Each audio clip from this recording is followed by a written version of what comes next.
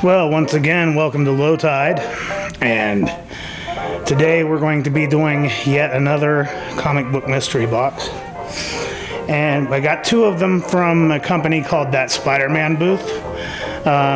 They're pretty popular out there. They come in a box like this. If any of you have not seen them, the packaging is pretty impressive. And these are two boxes. This is the front and the back, all Spider-Man related. I'm not necessarily a big Spider-Man guy, but yeah. Anyway, 5 books come in each box. You're supposed to at least get the value of what you pay for. Each box costs about 30 bucks. And you get free shipping if you buy 2. And I don't know how to feel about these kind of boxes because that Spider-Man booth boxes, they tend to be full of what are artist variants or things that, you know, collectors like to jump on and rise the price all the way up, and then they are suddenly worthless, you know, a couple weeks later. That's the kind of thing you find in this kind of box if you're a variant collector, or if you like to buy something that, you know, is exclusive, or you know, something that might be worth money. They do have some grand prizes with these boxes. I think when I bought this, the grand prize was Amazing Spider-Man 300, signed by Stan Lee and was it Stan Lee and Todd McFarlane. Anyway, I don't expect to win the grand prize here. I do expect to, you know, get a couple things out of here that I might want for myself. But in any case, I thought we'd at least take a look. I mean, like, the one thing I don't like, I do not really care for variant covers or anything like that. Marvel and DC does it to a degree, but Marvel definitely does. They tend to put out first issues of something. You know, it's like, oh, we got a new series of, you know, Spider-Man or X-Men or whatever. And they release a number 1. They print 180,000 copies of each one. You get tons of variant different covers that, you know, come from exclusive stores or exclusive artists. And some are, you know, like only have like a couple copies and they're worth a lot of money. And then you get people like Comic Tom. They're like, yes, you need to buy this because it's going to be worth a lot of money. Man, don't you guys get that this shit is exactly what killed comics back in the 90s. The comic book industry completely collapsed under its own weight because the companies would just keep putting out number 1s and gimmick covers and all that other shit, and now we're doing it again. But that is no slight on that Spider-Man booth. I think that the service that JG, is it JP or yeah, does is pretty cool. And I've seen some good issues come out of this, but I'm not, you know, hoping for much. But, you know, it's like, look at this. You know, these look really great. I mean, like, you know, it's like,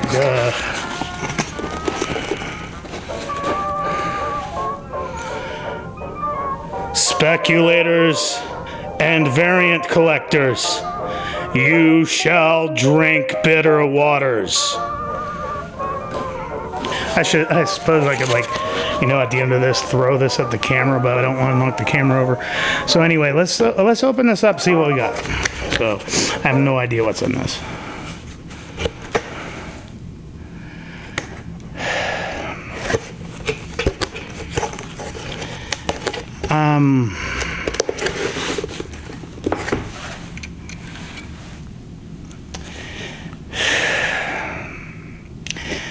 Let's save that box for a second, shall we? Yeah, let's save that one for a second. Okay, so that's Spider-Man booth, box number 2. We're going to start with number 2. So this is actually box number 1. So we will see what was in this box, and we'll go from there. So, box number 1, we have Justice League Rebirth number 1. Not that big of a issue there, but I think. Okay. Okay, I could tell this is a variant cover because it has a sticker that says it's worth $15. But Harley Quinn, I know there's a lot of fans out there. There was a time when she was the best thing that ever happened to DC. You know, back in the animated series, back with Mad Love and things like that. But she's been used way too many times. And she's become the worst thing to happen to DC. You know, when it comes to Harley Quinn, that's about as basic as DC gets. $15 Suicide Squad variant cover.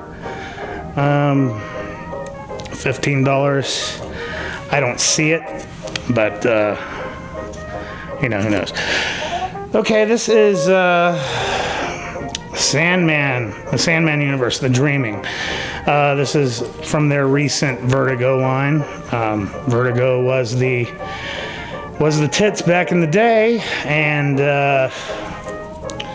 well, I don't know. I don't know. I haven't read much of the recent Vertigo, which doesn't exist any longer. We'll see. Okay, we got another variant cover here, a mutant title, which is something that Marvel puts out a lot of. You know, it says $15. I don't buy it. I mean, like, who did this? I couldn't tell you. It's got Rogue on the cover. It says $15. Yeah, that's not for me. Okay.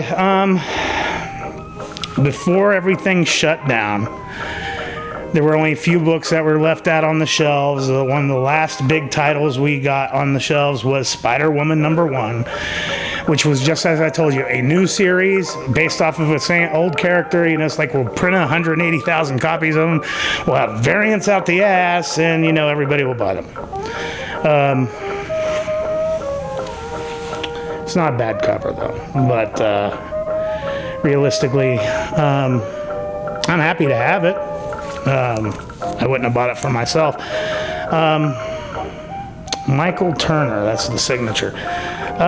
Yeah, that's a not bad cover. You know, listen, I know a lot of you out there like to buy variants, and I know you like to buy #1s, but use your damn head, really. They print out, you know, like if a comic book has more than one variant, it's not going to be worth anything. It's going to have, you know, like 180, 250,000 copies of them out there. They'll be out there out the ass.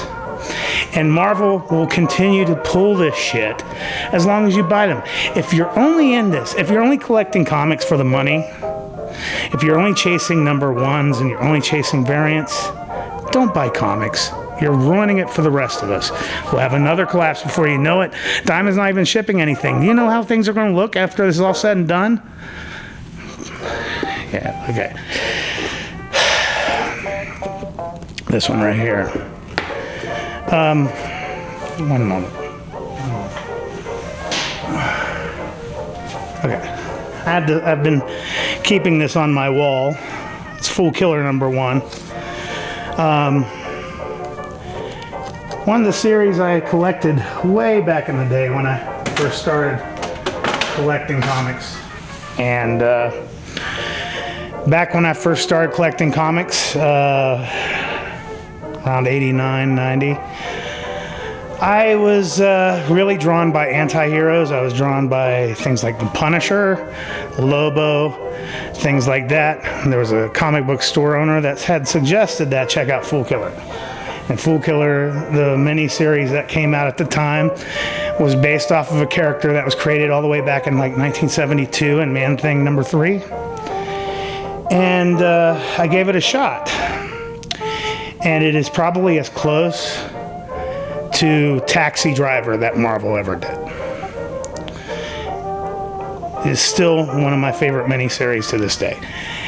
And around 1995, 1996, I quit collecting comics altogether because Marvel was pulling a lot of the same shit they're doing now, and I just got tired of it.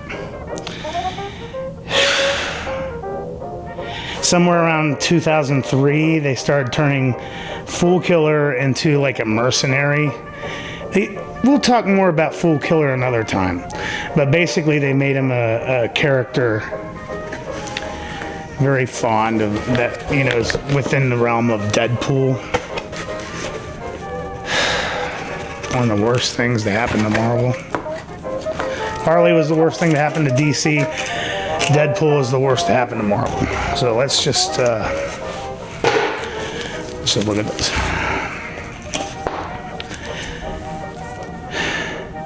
Deadpool. The mercs for money. Number one, see this guy right here in purple?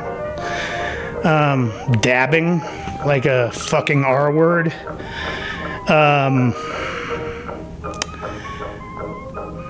That's supposed to be Fool Killer. And his whole shtick was he was a zealot that loved to, that, you know, didn't love to, but he felt his calling was to kill fools, and here he's acting like a fucking R word.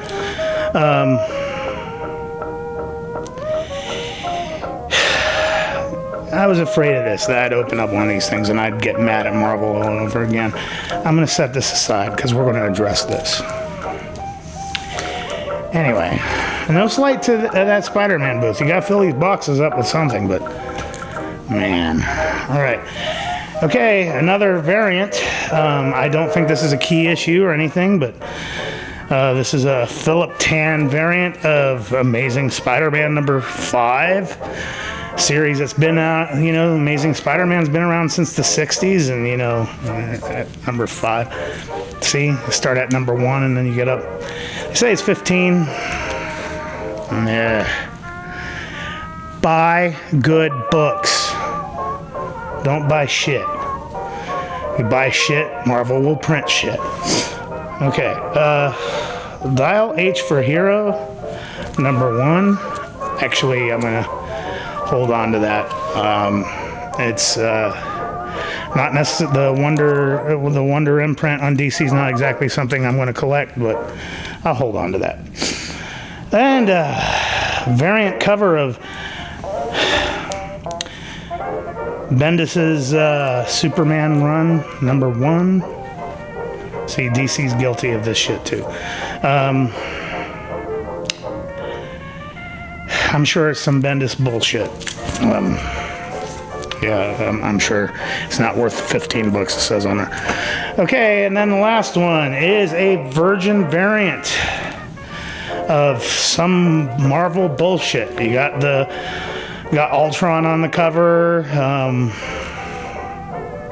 The artwork's pretty good. I mean, like, it might be a good display piece, but it's not worth the $20, I guarantee you. Yeah. That's pretty much what I was expecting. We got, you know, some variants and typical Marvel trash. That's what people seem to be collecting. That's what people get. But yeah, I'm going to hold off on getting another That Spider-Man book for That Spider-Man Booth box for a while. People tend to get the same stuff over and over again for a few months. It's better to just let this filter out. I'll get a few more, you know, closer towards the summer. I am hoping to get one of their Superior boxes, though. Their Superior boxes have a lot of good stuff in there. At least they tend to, based off what I've seen. If I get one of those, yeah, we'll be unboxing that here. But yeah, that Spider-Man booth. But shit. Get out of here. Get out of here.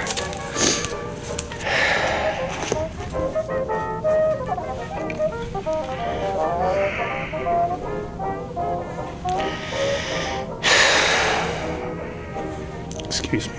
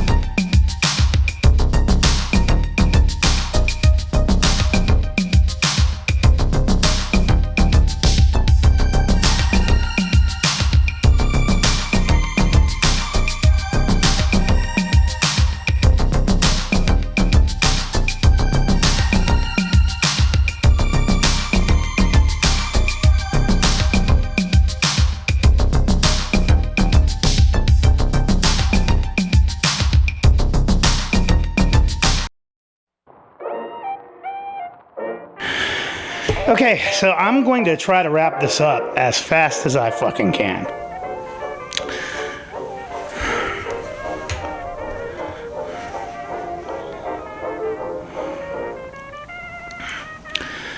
Bottom line,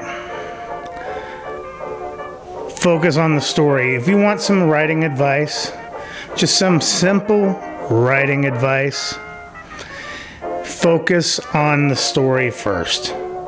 If you have a message, whether it's political or personal or anything like that, that's what subtext is for.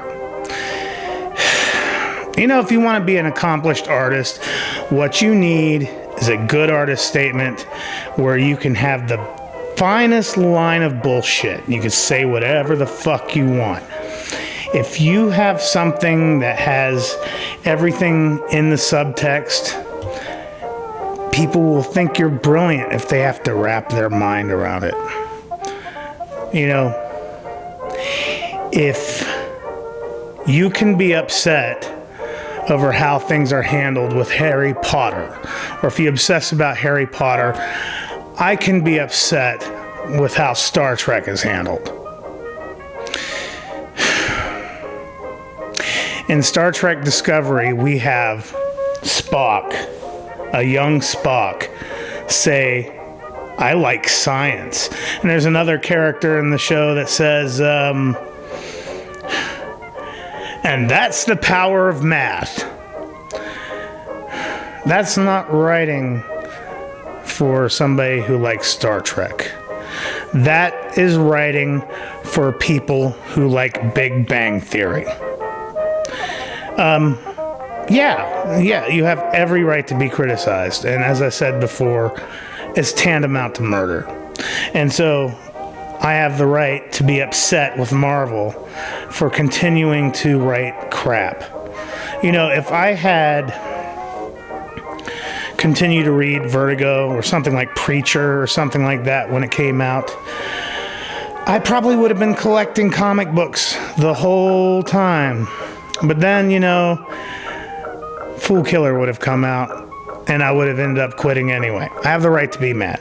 Anyway, you may not like what I did to this comic, but guess what? It's mine. And I personalized it. This comic is staying in my Fool Killer collection. And, yeah, it's not going anywhere. So, see you next time.